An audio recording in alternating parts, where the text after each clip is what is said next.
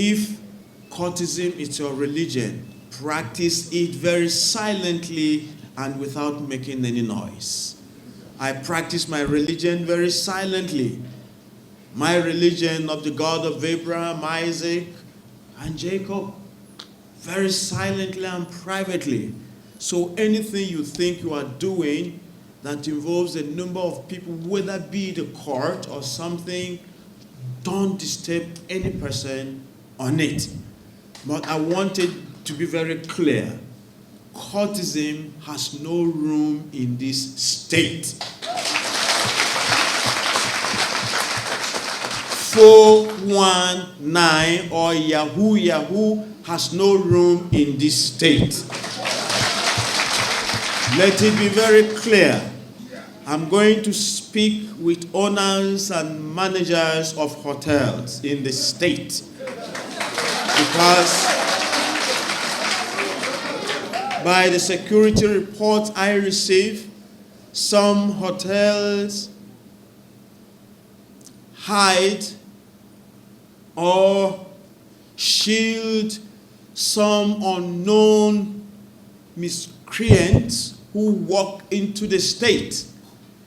You don't know what they are here for, but in the night they are out there doing very ugly, unacceptable things within here, and then destabilizing people, by internet. It's very unacceptable. If you know anyone who calls himself a kidnapper, just let the authorities here know. Let our government know. Just let the police know. Even by the ranks of the uniform, if you know that someone is part of any ring that deals with kidnapping, let me know directly. The doors here are very open. See, the Okada guys, the tricyclists, and different forms of people who are privileged to in the business of transportation. You even understand the state better than all of us. You pick people from one corner to the other.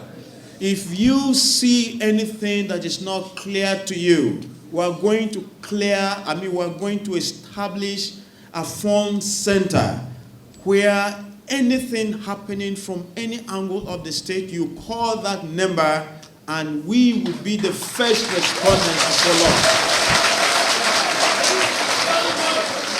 If you drop someone at a hotel, that if you pick people from one point to the other, engage them, interact with them. If they seem stranger than fictions, you would call the center number and we will do follow-up.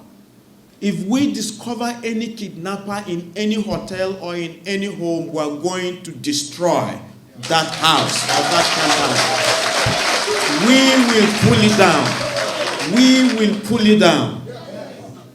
I'm speaking with a new air, not of authority, but the new air of the newness of doing business.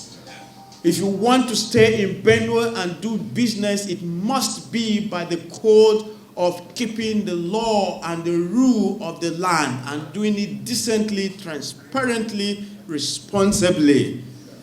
So we cannot accommodate anything that looks ugly here.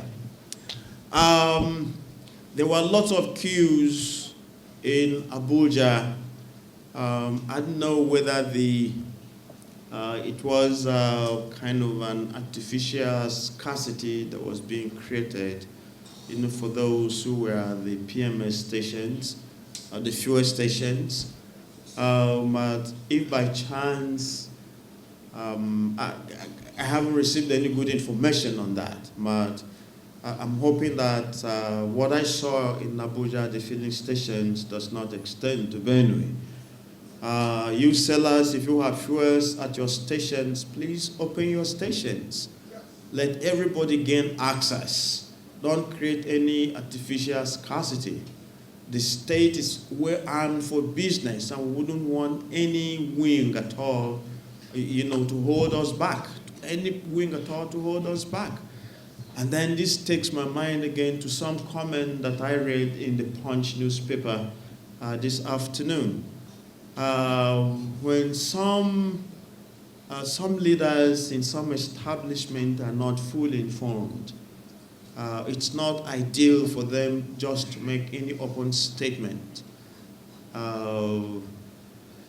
For you to speak publicly, you have to do investigative, call it journalism, or investigative findings.